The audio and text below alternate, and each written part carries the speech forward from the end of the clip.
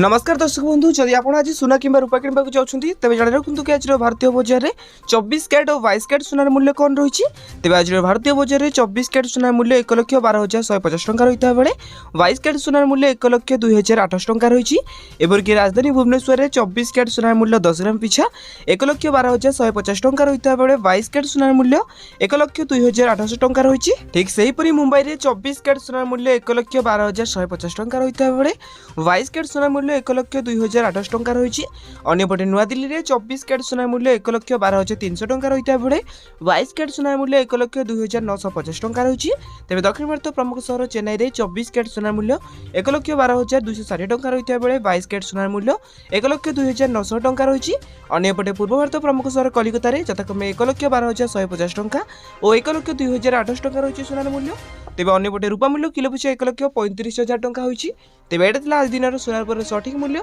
जदि आपड़ी सुनार पर सठिक मूल्य जानवा चाहते तेज आम चैनल को सब्सक्राइब कर पाखे आसुवा बेल आइकन को ऑल बटन में सेट करने सहित वीडियो हेल्पफुल निहत भाव वीडियो को लाइक करी डिस्क्रिप्शन में टेलीग्राम चैनल लिंक अच्छी तो जाकि आपने जानी जातु।